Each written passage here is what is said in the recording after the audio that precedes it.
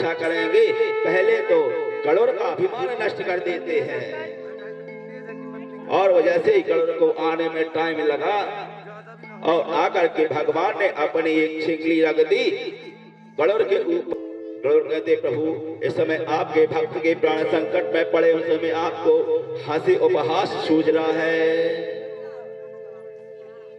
कहने उड़ो, इस समय तुम्हारी परीक्षा का समय है, उड़ो। गरुड़ ने जैसे ही पंख फड़फड़ा तो फड़फड़ा करके नीचे गिर गया। भगवान कहते हैं नारायण कि तुमको व्यर्थ में तुम भूले हो।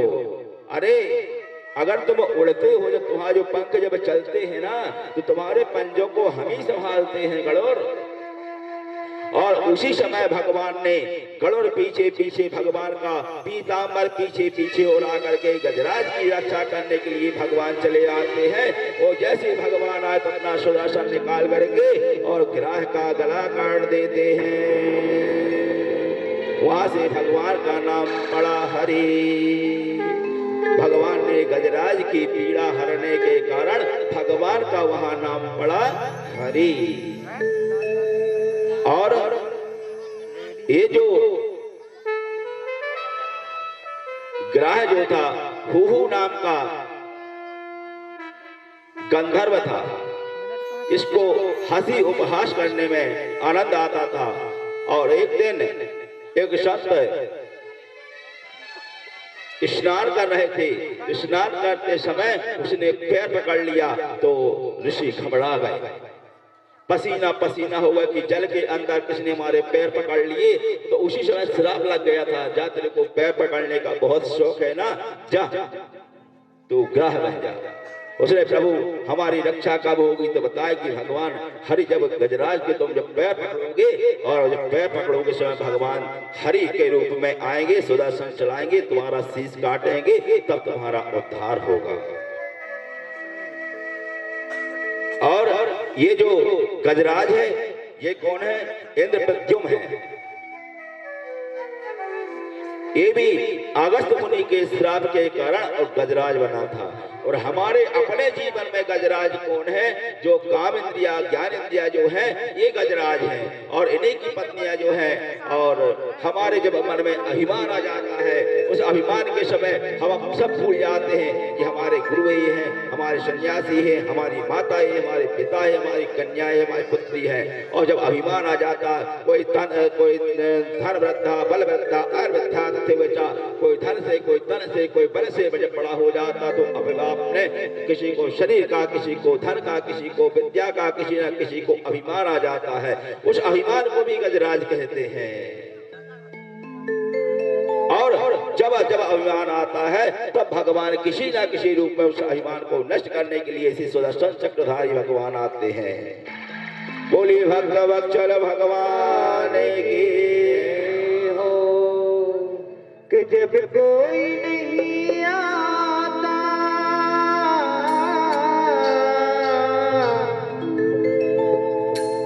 जब कोई नहीं आता मेरे श्याम आते हैं।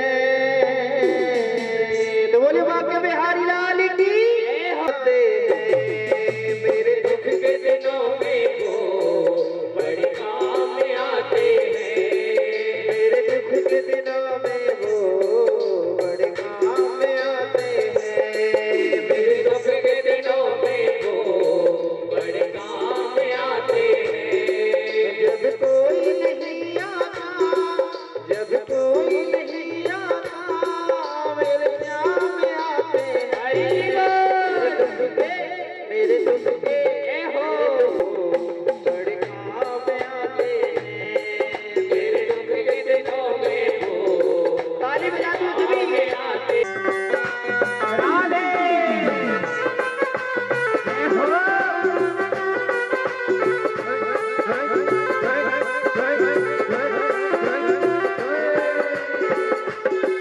मेरी नैया चलती है पतवार नहीं होती।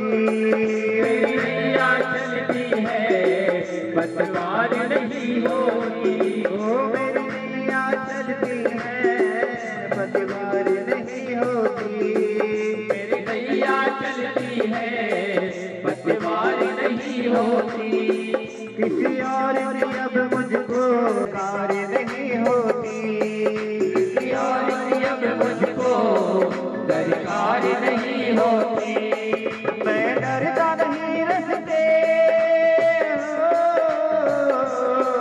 मैं डरता नहीं रस्ते, सुनसान आते हैं, बड़ी काम आते हैं, मेरे दुख के दिनों में वो बड़े काम आते हैं। जब कोई नहीं आता, जब कोई नहीं आता, मेरे जान आते हैं, मेरे दुख के दिनों में वो आते हैं, मेरे दुख के दिनों में वो बड़े काम आते हैं।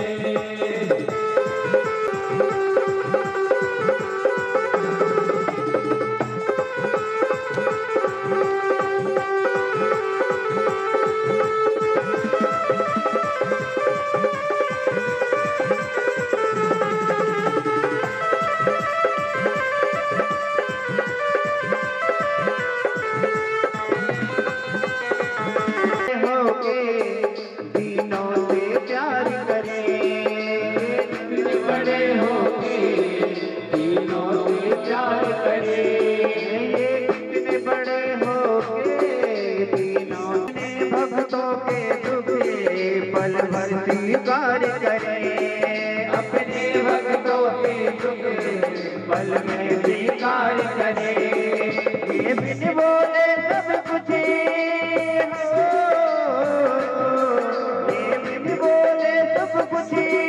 पहचान जाते हैं, मेरे दुख के दिनों में वो बड़े काम आते हैं, बड़े काम आते हैं। जब कोई नहीं आता, जब कोई नहीं आता, मेरे जाम आते, ताली बजा दो, मेरे दुख के दिनों में वो बड़े काम आते हैं, मेरे दुख के दिनों में वो बड़े काम आते हैं।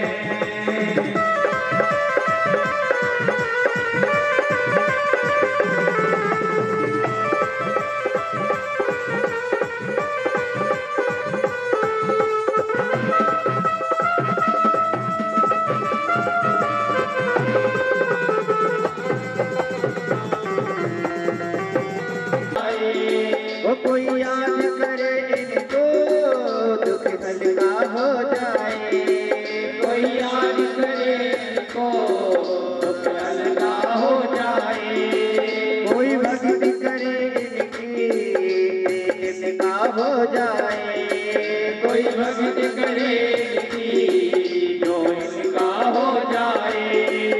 अरे भक्तों का कहना,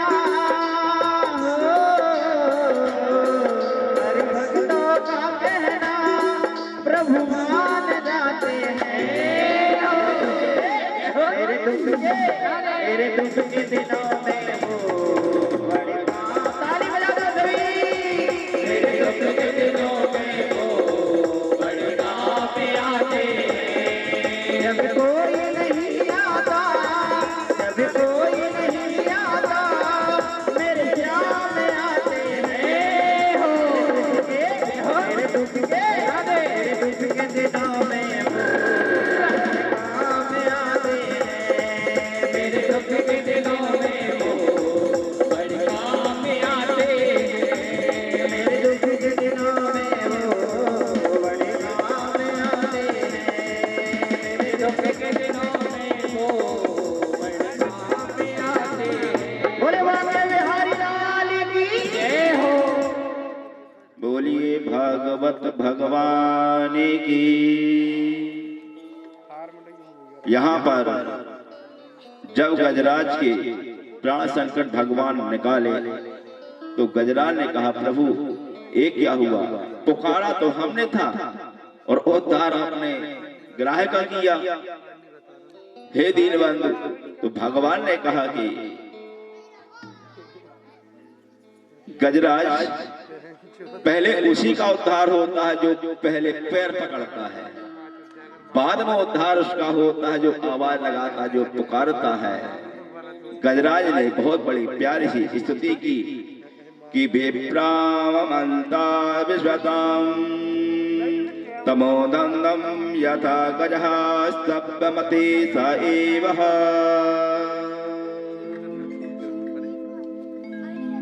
हे जगत के पालन करने वाले, हे परमात्मा, सही बात है कि जिसका कोई आवाज करके और कोई नाम लेके नहीं पुकारता, वो साक्षात नारायण किसी न किसी रूप में आते और हमारी रक्षा करते हैं। फर्क ये है कि वो दिखता नहीं है, लेकिन रक्षा करने वाला वही है, तभी तो उसका नाम हरि है। और यहाँ पर आगे एक बार दुर्वासा ऋषि बैकुंठ धाम को गए, वहां से भोजन के उपरांत उनको एक माला मिली थी। यहाँ पे माला लेकर के और इंद्र के पास पहुंचे। इंद्र ने भोजन करवाया। भोजन से दुर्वासा जी बड़े प्रसन्न हो जाते भाई, और जैसे प्रसन्न हुए तो कहे इंद्र, ये जो माला है, ये माला हम तुमको दान में दिए। जब संत और ऋषि महात्मा अगर प्रसन्न होते तो क्या देते? अपना तप का फल। आत्मदेव नाम को ब्राह्मण को संत ने दिया क्या था? अपना तप। लो, इस पूरा तप फल देते। पूरा मंत्र था संतो पूर्णे संतो मनोधा संतुणामतीरा सत्मित्राण मोदी संत, पूरा मंत्र का ताकत पूरी भर करके दे दिया, जाओ तुमको संतान की प्राप्ति हो जाएगी। आज वो पूरा तप दुर्वासा ऋषि ने और अपने इंद्र को दे दिया। तुम्हारे भोजन से हम अति प्रसन्न हैं। बहुत अच्छा भोजन करवाया, स्वादिष्ट भोजन था, लेकिन इंद्र ने उस माला की कीमत न समझी और वो माला लिया तो गजराज के ऊपर फेंक दिया। लो गजराज, गजराज क्या जाने माला की ताकत क्या है, इसमें कितना तप भरा है। तप तो जाने इसमें तप क्या है, कितनी माला हो चुकी है। अपने आप में माला जाप करते करते, इसलिए कहते जप वाली माला को पहनना नहीं चाहिए, वो पहनने वाली माला से जाप नहीं करना चाहिए। हमेशा मर्यादा के साथ माला को जाप करना चाहिए। सुमेरु के अंदर माला जो रहे गौमुखी के अंदर है, और उसके अंदर जाप करके प्रणाम करके और अंगों से लगा के, हृदय से लगा के, दोनों नेत्रों से लगा के मस्त में रख के, इसके बाद एक श्वास ले और फिर दूसरी श्वास छोड़े, इसके बाद माला को प्रणाम करके रख दें। अपने आप माला सिद्ध हो जाती है। तो उस माला को पहनना नहीं चाहिए, अपने आप तप हो जाता है। अगर किसी बहुत बड़े जब संकट की स्थिति, ऐसे नहीं चाहे जब लिए सो डाल दिए धो दिए, अगर कहीं कोई स्थिति ऐसी बिगड़ रही है, कोई ज्यादा संकट पड़ा हुआ है, उसी माला को गंगा नर्मदा जल से धुल करके और दे दो तकलीफ वाले को, अपने आप उसकी व्याधि दूर हो जाएगी। और वो माला ने गजराज को जैसे दिया तो गजराज ने वहां से पैरों से लेकर के टुकड़े टुकड़े कर दिया। पूरी की पूरी माला बिखर गई। दुर्वासा ने श्राप दे दिए, जाओ इंद्र तुम श्रीहीन हो जाओ। जब श्रीहीन इंद्र हो गया और सब देवता त्राहिमाम त्राहिमाम, अब इंद्र के पास कुछ नहीं, लक्ष्मी नहीं, श्री नहीं लक्ष्मी, ये लक्ष्मी नहीं। राजा का जितना धन था और राजपाट सब का सब श्राप के कारण नष्ट हो गया। अब यहाँ पे बात आती कि क्या किया जाए। तब सभी ने विचार किया समुद्र मंथन करवाया जाए। समुद्र मंथन के लिए तैयारियां हुई। अब लोरी किसकी बनाई जाए? मंदराचल पर्वत तो ले आए, लोरी किसकी बनवाई जाए? बुलाया किसको जाए? तो एक तपी दैत्य और एक तपी देवता,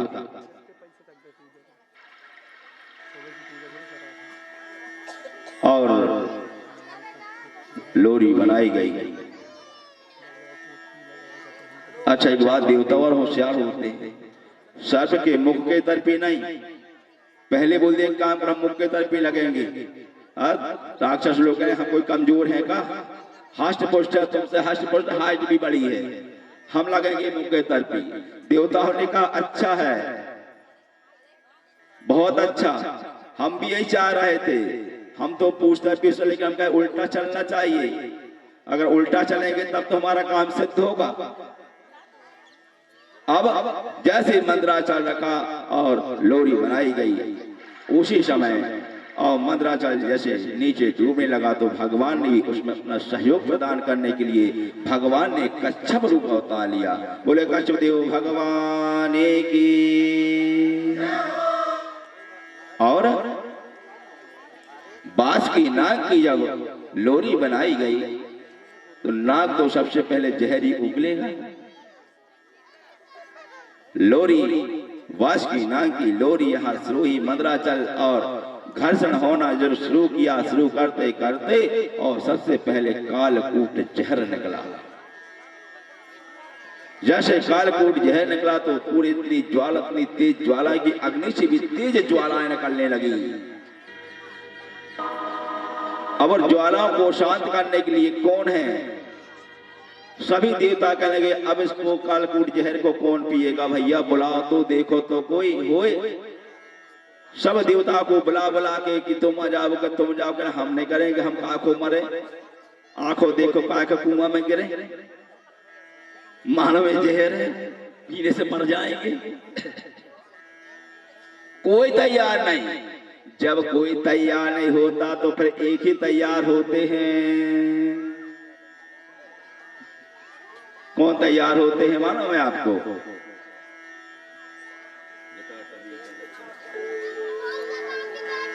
जब कौन तैयार होते हैं? हमारे भगवान भोले बाबा। भोले बाबा जैसे तैयार होते हैं तो मां भगवती के पास खबर पहुंची कि भगवान भोलेनाथ कालकूट जहर पीने के लिए जा रहे हैं। उसी समय रोक दिया, प्रभु आप कहां जा रहे हो? ये जहर पियोगे तो आपका हाल क्या हो जाएगा दीनबंधु। और हम तो ठीक है, आपके अंदर तो आपके करुणावतारम संसार सारम भुजगेंद्रहारम, आपके जो अंदर बैठे करुणा के अवतार भगवान हरि इतने मुलायम है कि उनको तो फूल तोड़ने में पसीना आ जाता, तो कालकूट जहर पिएंगे प्रभु तो कितनी तकलीफ ना होगी उन्हें। दीनानाथ मेरी रक्षा ना करो, मेरी ऊपर कृपा ना करो, अपने स्वामी के ऊपर तो कृपा कर लो जो आपको इष्ट है। तो भगवान भोलेनाथ ने कहा कि उनकी भी लाज रखी जाएगी, आपकी भी लाज रखी जाएगी।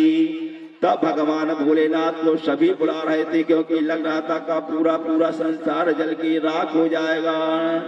तब भगवान भोलेनाथ को बुलाया गया। कैसे बुलाया कि जटाटवी गल जल प्रवाहि पावित स्थले गले लंब लंब तम भजंग तुंग मालिकम टमट मंड मंडिनाद बंड वर्वय चकार चंड दंड पंतडो नासि पासि भव चक्रमंड मंडली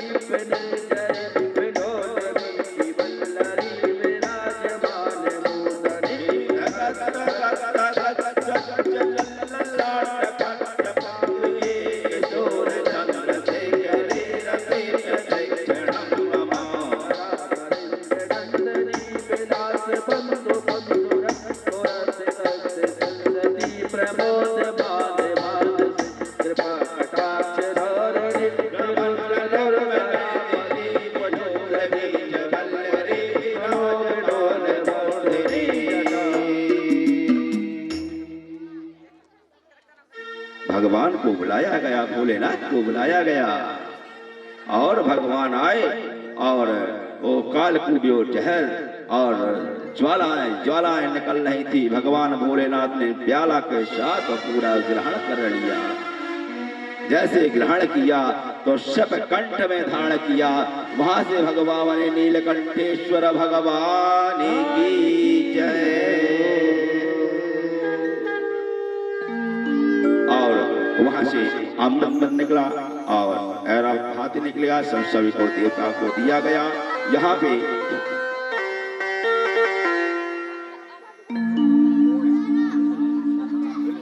और यहाँ पे अमृत मंथन, अमृत निकला अमृत निकला। देवताओं को भगवान ने विश्व मोहिनी रूप लिया और उस अमृत को लेकर के वहां से भागे। देवताओं को बिठाल करके यहाँ राक्षसों से कहने लगे। देवताओं ने जब विश्व मोहिनी रूप को भगवान को देखा कि हमारा काम बन गया, और जब भगवान का काम बन गया था वहां विश्व मोहिनी रूप में भगवान ने राक्षसों को लाइन से बैठा दिया कि पहले अमृतपान आप लोगों को करवाएंगे। लेकिन भगवान ने भी छल किया, और छल ऐसा किया कि इसमें एक काम करो, इसमें जो ऊपर का पानी का भाग है वो देवता को दे दें, जो गाढ़ा गाढ़ा रहेगा वो देवताओं को दिला दे देंगे। और ऐसा चल करते वहां बीच में बैठा था राहु। भगवान ने सबको और मोहिनी रूप में जैसे सबको परोसा, तो वहां पे चंद्रमा ने कह दिया प्रभु ये तो दैत्य जाति का है, राहु है, इसने भी अमृत ग्रहण कर लिया। भगवान ने उसी समय सुदर्शन निकाला और दो भाग में कर देते भाई, वहां से राहु और नीचे का भाग केतु बन जाता भया। इसलिए नवग्रह बन जाते ब्रह्मा मुरारी प्रपुरांतकारी भानो सचे भौम सत पदस्स गोरच सक्रासन राहु केतु सर्वे ग्रह शांतिकरा भवन्तु। अभी 9 थे 7 थे, अब बन गए राहु और केतु। 6 और 6 को जोड़ देने से एक केतु बन जाता है, और यहाँ बन गए नवग्रह। अब आ गई कथा का, यहाँ पर दैत्यों के गुरु शुक्राचार्य को ईर्ष्या बहुत ज्यादा हो रही थी। ईर्ष्या होते हुए कि हमारे दैत्यों के साथ छल करके सभी को मार डाले थे, तो शुक्राचार्य जी के पास मृत संजीवनी थी। मृत संजीवनी थी। मृत संजीवनी के द्वारा और भगवान शुक्राचार्य जी ने और बलि को जीवित कर लिया।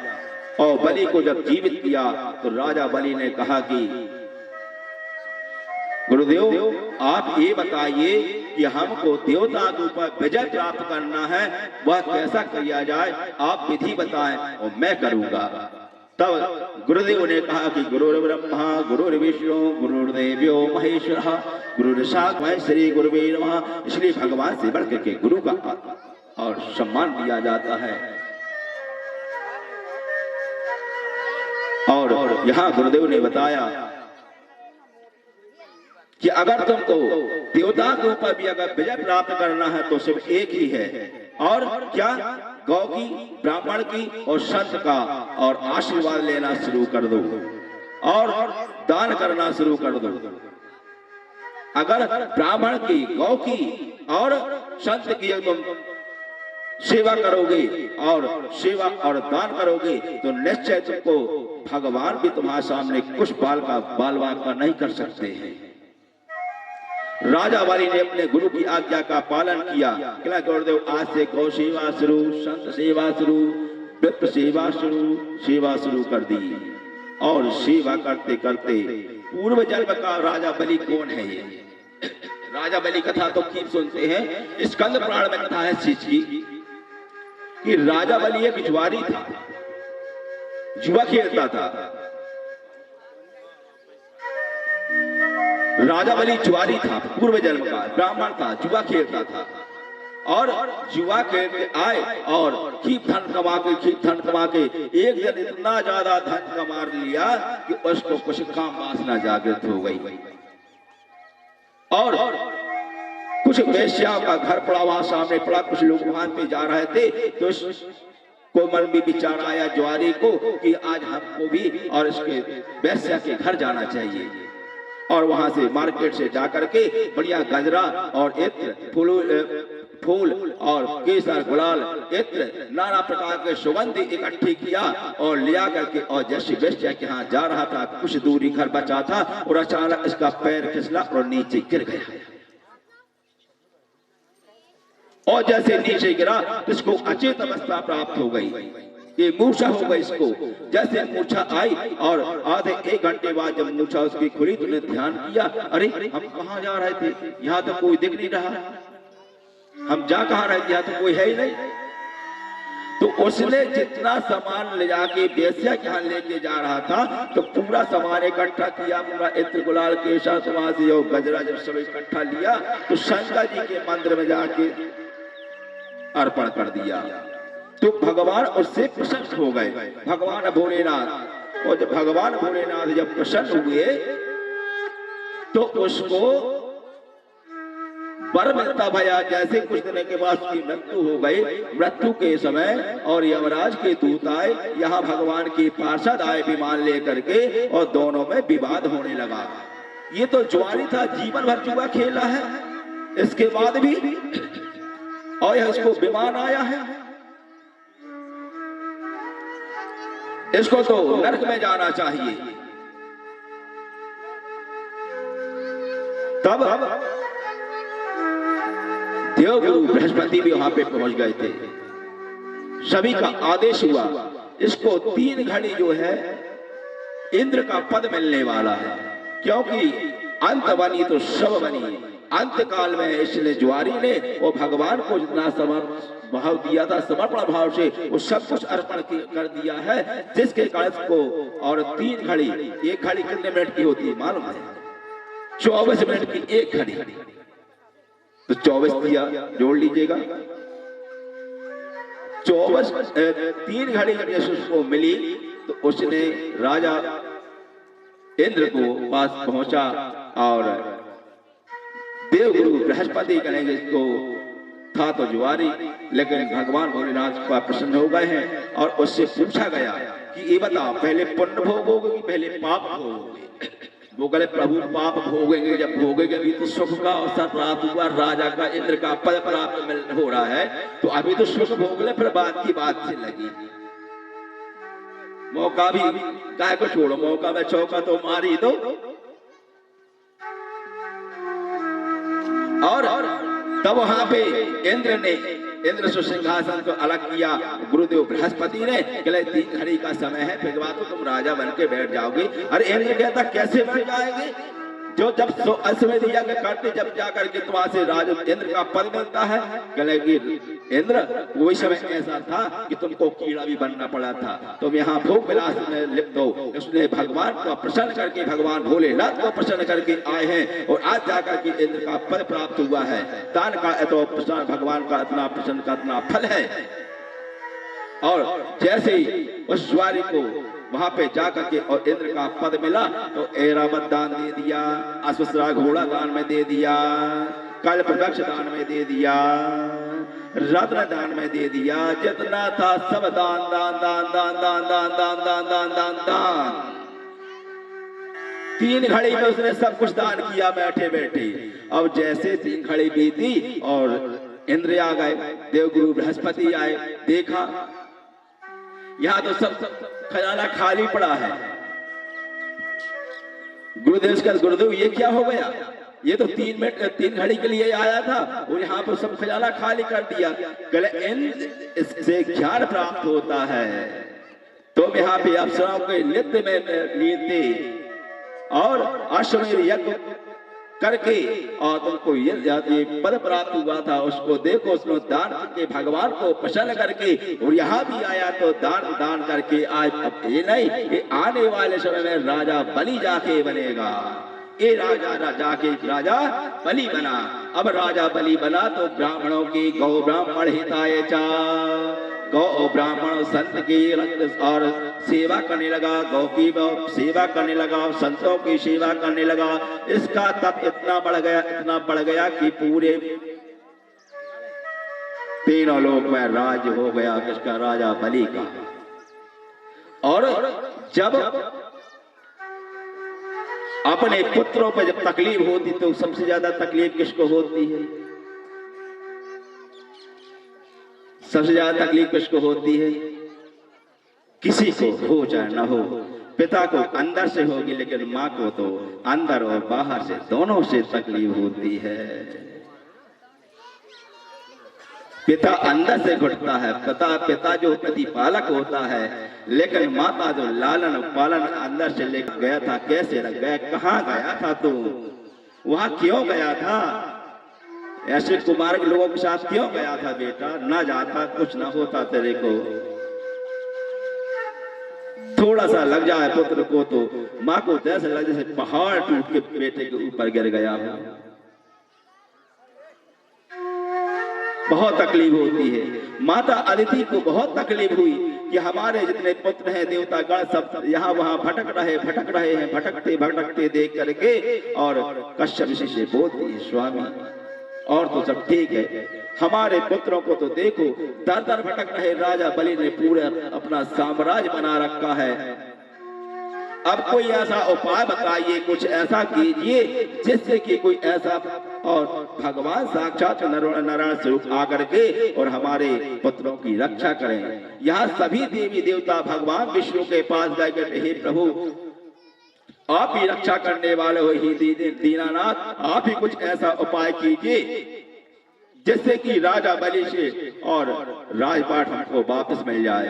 तो भगवान ने कहा, देखो सब तो ठीक है, राजा बलि को तुम सोचो कि हम जाकर उसको मार दें तो वहां पे हम भी परास्त हो जाएंगे, क्योंकि ब्राह्मणों को जब उसने प्रसन्न किया था तो एक रथ दिया था, वो विजय श्री रथ दिया था कि इस रथ से जहां भी तुम युद्ध करने जाओगे तो तुमको चाहे साक्षात नारायण अवतार ही क्यों न ले ले, वो भी तुम्हारे सामने और टिक नहीं पाएंगे।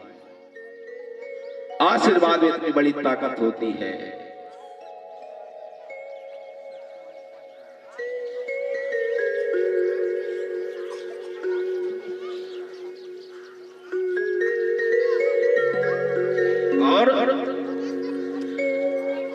जब देवता लोग गए प्रभु आप तो करें चाहे कुछ भी करें, तो भगवान ने कहा एक काम कर सकते हैं। कहले क्या? कहले अगर तुम लोग कहते तो भिखारी बन जाते हैं, भिक्षा मांग लेंगे, भीख मांग लेंगे, ये और बाकी रैंक करवा लो उनसे। कहले प्रभु जो भी करना हो करवा दो, लेकिन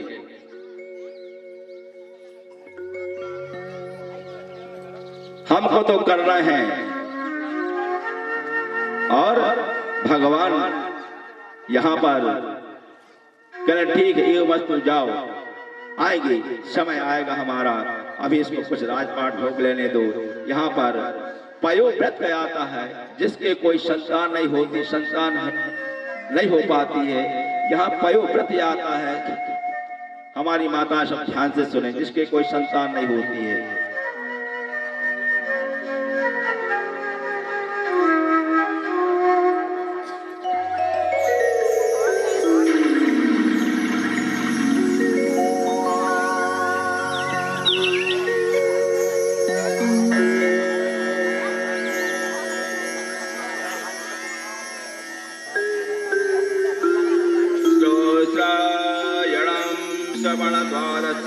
मुहूर्ते भजते प्रभु सर्वे नक्षत्राराध्या स्वतस्य जन्म दक्षिणम।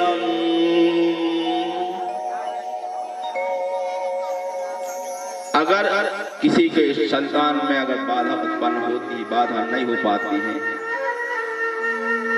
तो अभी फाल्गुन मास आने वाला है, फागुन का महीना, फागुन के महीने में चतुर्दशी से, कृष्ण चतुर्दशी से लेकर के और 12 दिन का एक पयोव्रत होता है।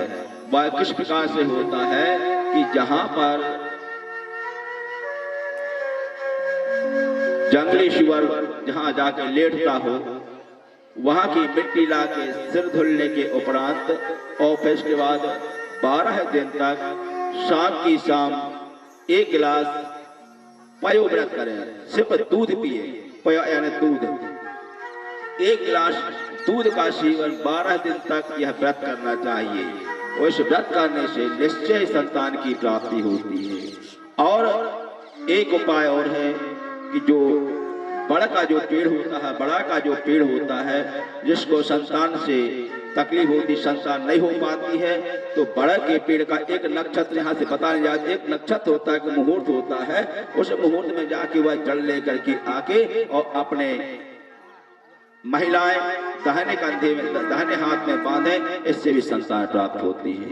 एक औषधि होती है जो आंतों पे लगा करके दोनों आंतों में लगाने के बाद भी संतान की प्राप्ति होती है। यहाँ पे पयोव्रत मां भगवती अदिति ने किया और अदिति ने जब व्रत किया उससे भगवान का साक्षात नारायण का और लाले मेरी मात की जिद देखो तित लाल लाल लाल से हमारे भगवान बावन भगवान का प्राकट हो जाता भया। बोले बावन देव भगवान की।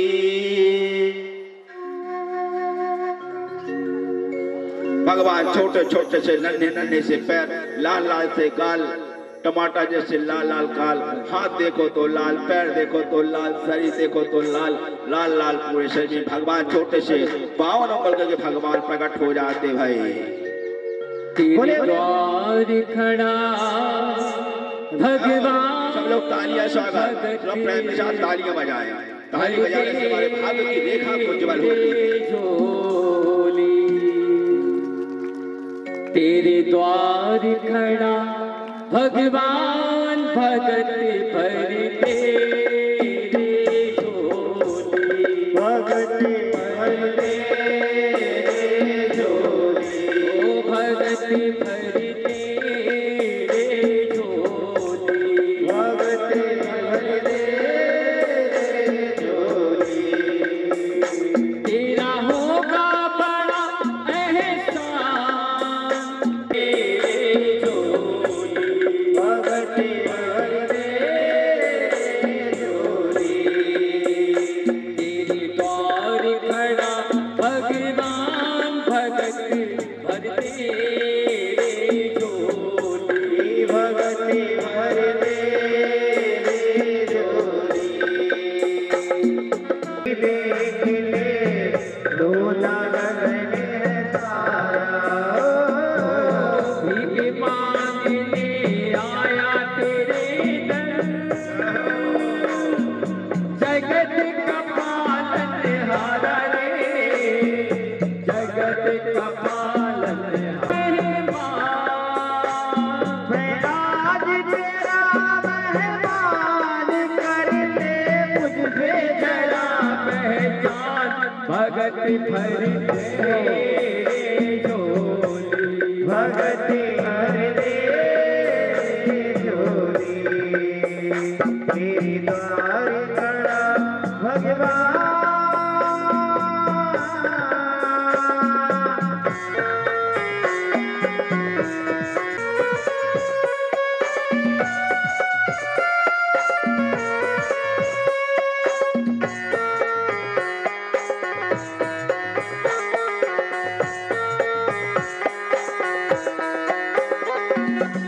आज लुटा तेरे पहला मेरा, आज लुटा तेरे पहले बसे अपना मान कहना मेरा,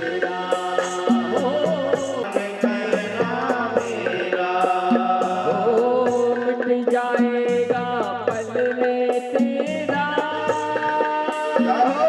जन्म, तेरा होगा बड़ा एहसान, युगी युगी तेरी रहेगी शान, भगत भर तेरे झोली, भगत भर तेरे झोली।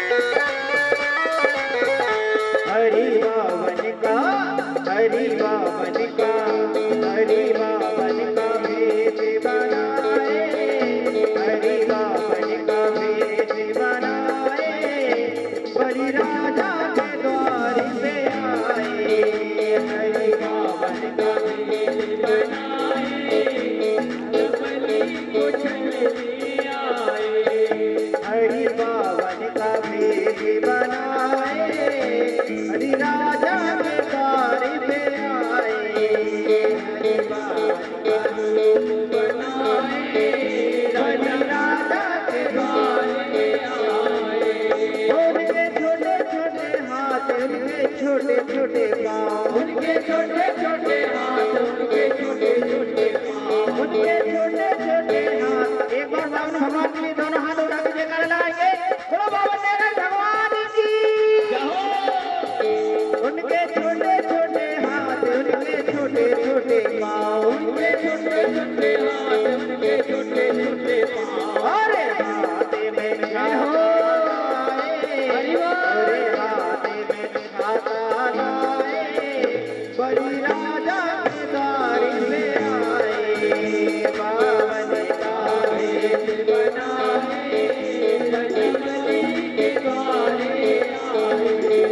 बलि राजा के द्वार, बलि राजा के द्वार, बलि राजा के द्वार, बलि राजा के द्वार, बलि राजा के द्वार, बलि राजा के द्वार, बलि राजा के द्वार, बलि राजा के द्वार, बलि राजा के द्वार, बलि राजा के द्वार, बलि राजा के द्वार, बलि राजा के द्वार। बावन का जय हो भाई हो, बावन का भेष बनाए, बलि राजा के द्वार पे आए, बावन का भेष बनाए, बलि राजा के द्वारे आए, बावन का भेष बनाए, बलि राजा के द्वार पे आए, बावन का भेष बनाए, बलि राजा के द्वारे आए, ओ बलि राजा के द्वार पे आए, बलि राजा के द्वार पे आए। बोलो बाबा नारायण भगवान की जय हो। बोलिए भागवत भगवान की। बलि के जैसे यज्ञ मंडप में पहुंचते हैं और यज्ञ मंडप में पहुंचे छोटे से नन्हे से ऐसा लग रहा था कि साक्षात सूर्य नारायण भगवान चले आ रहे हों। और देखा कि राजा बलि मोहित हो गया, जैसी मोहिनी मंत्र विद्या चला दी हो। महामाया हरे शेषाम सम्मोहिते जगत ज्ञानापि चेतनसी भगवती हिंसा, ऐसी मोहिनी विद्या चला दी, मोहिनी मंत्र चला दिया हो। और राजा बलि ने देख करके ऐसा लगा नन्हा सा बालक है और ये तो लगता है कि साक्षात सूर्य नारायण भगवान हमारे बहुत प्रसन्न हो गया, देवता प्रसन्न हो गया, हमारे यज्ञ तो आज सफल हो गया। और जैसे यज्ञशाला में जैसे प्रवेश करने लगे तो खड़ाओं को वहीं पे उतार दिया। जैसे खड़ाओं को उतारा तो खड़ाओं से भी आवाज आने लगी, जड़ करहि चैतन्य। भगवान तो जड़ को भी चैतन्य और चैतन्य को भी जड़ बनाने वाले नारायण और पुरुषोत्तम भगवान। तो खड़ाओं को भगवान ने वरदान दिया, अभी नहीं, आने वाले समय में हम तुम्हारी भी इच्छा की पूर्ति करेंगे। अभी हमारी यहाँ मर्यादा बनी हुई है, हम मर्यादा का उल्लंघन नहीं कर सकते। भले ही नारायण के रूप में, वामन के रूप में हमने अवतार लिया है, लेकिन अभी खड़ाओं तुमको मर्यादा है। यज्ञ मंडप के अंदर में वो खड़ाओं चप्पल पहन के अंदर नहीं जाते हैं, इसलिए तुमको भी किनारे कर दिए। हाँ प्रभु सही बात है, आपके कहीं अगर मोतियों की माल होती तो उसको ना उतारते। हमारे खुद दुर्भाग्य जो हम आपके मोती की माला नहीं बन सके, खड़ाऊ बने। भगवान ने कहा चिंता मत करो, 1-2 साल नहीं 14 वर्ष तक तुमको राज्य करवाएंगे। और भगवान ने वहां से वरदान दे करके अंदर गए। जैसे अंदर गए तो राजा बलि और कहले आइए प्रभुदेव आइए, सुस्वागतम सुस्वागतम स्वागतम ते नमस्तुभ्यं ब्रह्मन् किंकरवावते ब्रह्मशैलां तपः साक्षात् मन्ये त्वामेव पुरधरम्। आज तो लगता है साक्षात नारायण आ गए हैं।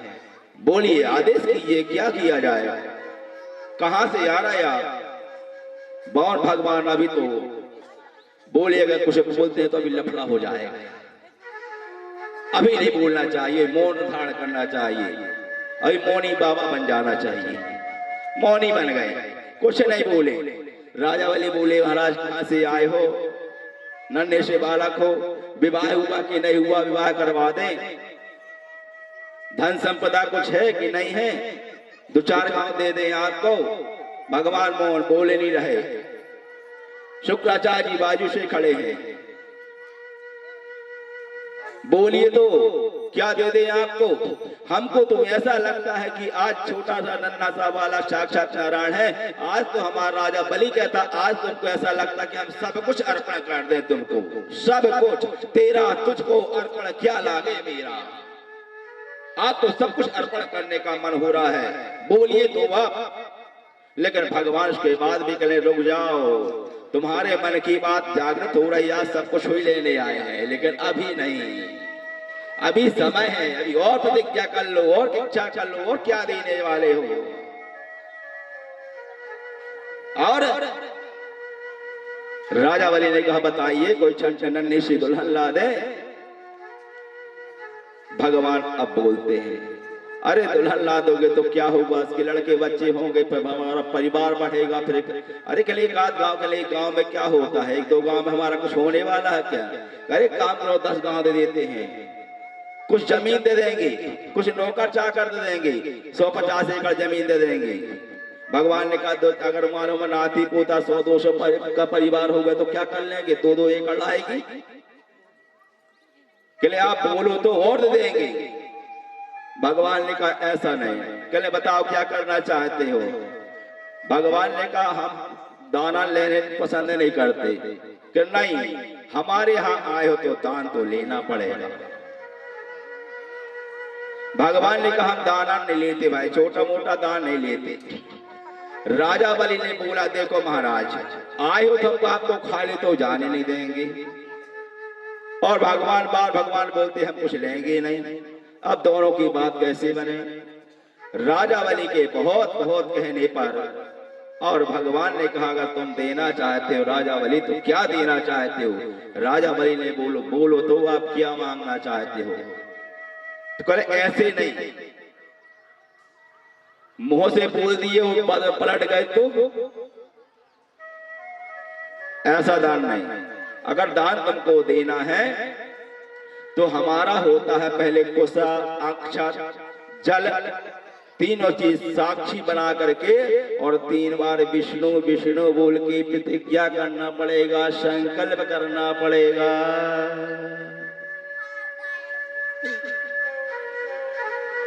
जैसे संकल्प की बारी आए तो हाँ गुरु बाबा बाजू में खड़े सुन रहे थे कि इनकी गुटरगु पर चल रही है, सुने तो हम भी जा करके क्या मांग रहे हैं छोटे से।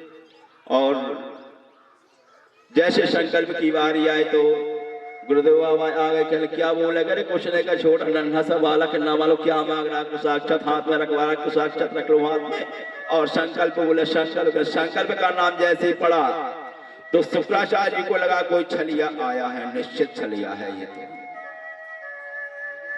संकल्प तो वही बोल सकता जो जानकार हो, कोई विशेष दक्षिणा होगी।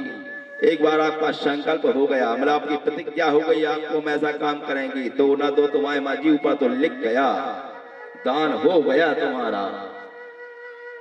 और राजा बलि वहां पे कहले मांगो क्या मांगना चाहते हो। कहें कि मांगे काम करो, हमको ज्यादा कुछ चाहिए नहीं, ज्यादा कुछ पसंद नहीं करते महाराज, अगर देना तो 3 भाग भूमि दे दो, दान में दे दो, अपने आसन आसन लगाएंगे, भगवान का भजन करेंगे। कहले रहे बोने के बोने, भगवान को कहता है राजा बलि के रहे बोने के बोने।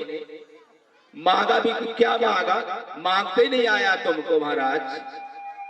अरे ये बोल देते कि एक काम करो, 3 दिन हम घूमते हैं क्षेत्र में, और 3 दिन घूमने में जितना एरिया हमारे यहाँ से हमको दान में दे देना, तो भी हम दान में दे देते।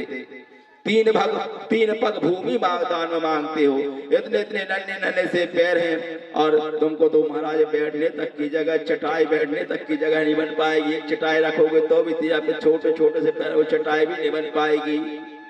राजा बलि कहता है, तो भगवान कहते हैं राजा बलि हम अपने हिसाब से मांग रहे हैं, उतने में बैठ लेंगे, हम संतोषी ब्राह्मण हैं, हमको बहुत संतोष है, आप दो तो नहीं महाराज और मांग लो कुछ। हम देने वाले दाता सामने खड़ा, तो भंडारी सामने खड़ा है, तो लेने वाले में क्या तकलीफ। कहनी महाराज हम नहीं लेंगे, हमको तो चाहिए 3 पग भूमि दान में चाहिए। अब 3 पग भूमि की जैसे बात चली और संकल्प की बात चली तो शुक्राचार्य जी को घबराहट हुई। तस्मात् पंतो महिमीसत् बड़े हम वरदस्तभात् पदानि तेने दैत्येन्द्र संमितानि पदा मम। और जैसे 3 पग भूमि का बार बार दोनों के में आपस में वाद विवाद चल रहा था, तो कहने राजा बलि ने कहा ठीक है, लो रखो संकल्प।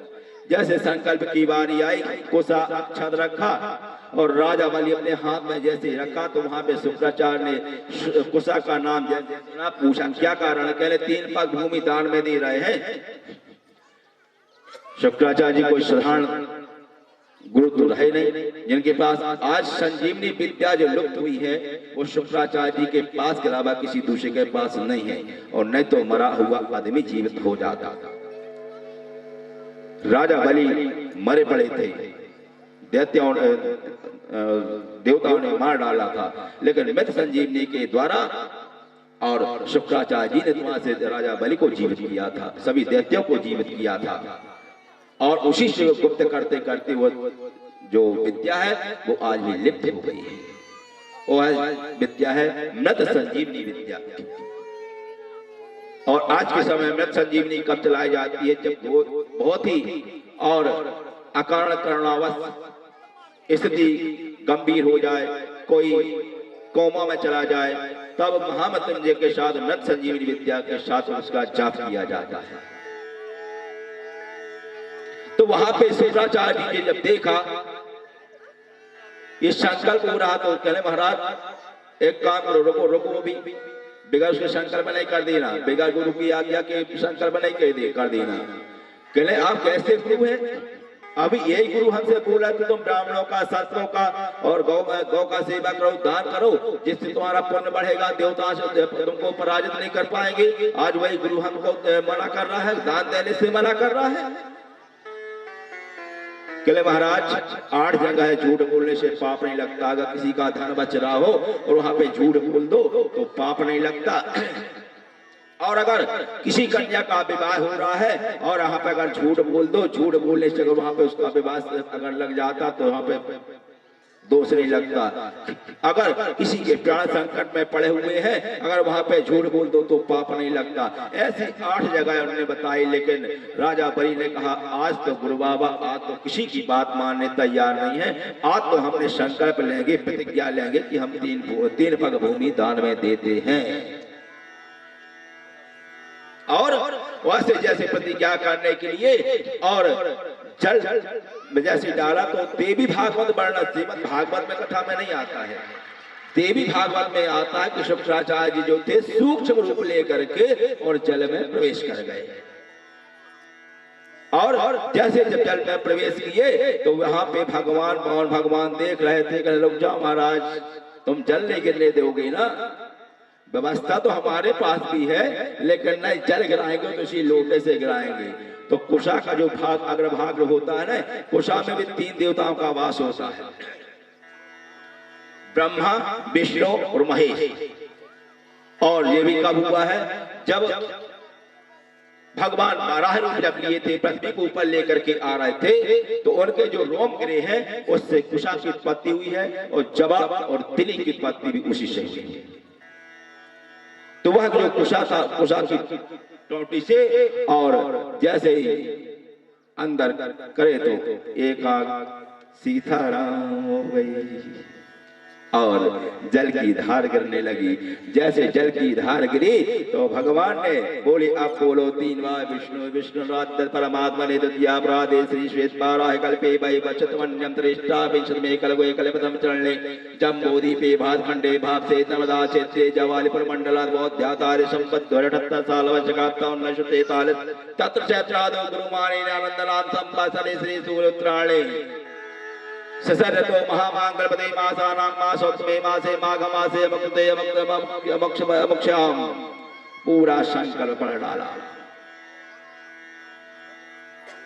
और संकल्प किया, और जैसे संकल्प भगवान के हाथ में आया तो भगवान ने कहा कि राजा बलि अब नापना शुरू। हरि ओम सहसीरिका उरुका सहस्राक्ष सहस्रपात सबो में गं सर्वतत्वात्यातिष्ठित सांगुलम।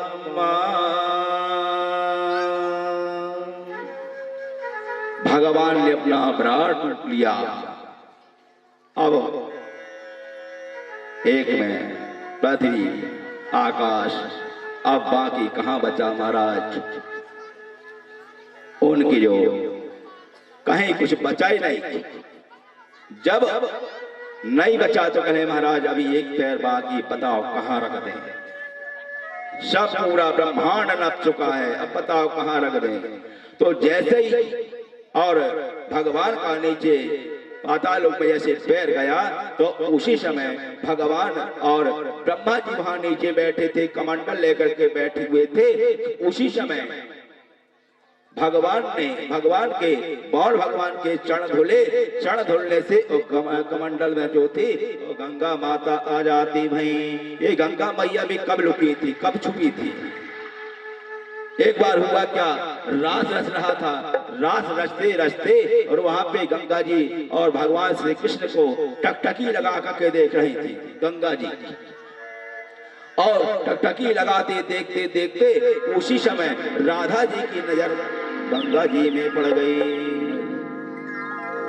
और जैसे नजर गंगा जी में पड़ी तो क्रोध करके और राधा जी ने जैसे गंगा जी को देखा तो गंगा जी चुपचाप से भगवान के चरण में छुप जाती। भाई और जैसे चरण में छुपी तो आज पावन भगवान के रूप में जैसे भगवान और अपने रूप नापा और उस समय गंगा जी को ब्रह्मा जी ने अपने कमंडल में धो लिया। इसे आज भी कण आते हैं साथ में।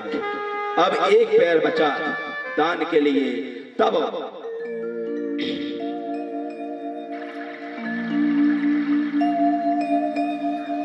रत्नमाला वहां पे खड़ी हुई थी। कृष्ण प्रभु आप तो जगत के आधार हैं, जगदाधार हैं, आपका तो विराट रूप देख करके प्रभु हम आपको साष्टांग दंडवत प्रणाम करते हैं। हमारे पति के पास कुछ बचा नहीं है, इसलिए धर्म पत्नी कहा जाता है, धर्म पता नहीं कहा जाता है। इसलिए धर्मवती माता कहा जाता है। पुरुषों को क्या कहा जाता है? ज्ञान और वैराग्य पुरुषों को कहा जाता है। आज जो कथा हो रही है, कथा किसकी हो रही है? ज्ञान और वैराग्य की कथा हो रही है। भक्ति माता तो नृत्य कर रही है आज भी वृंदावन में, लेकिन ज्ञान और वैराग्य को बढ़ावा आ चुका है। उस ज्ञान और वैराग्य का बढ़ावा दूर करने के लिए भक्तिमयी माताओं ने कथा श्रवण किया है। बोल वृंदावन बिहारी लाल की।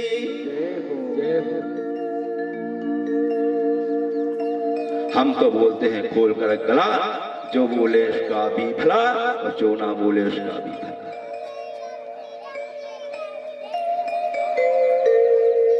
जब राजावली के पास कुछ नहीं बचा तो कहते हैं ना सब कुछ चला जाए।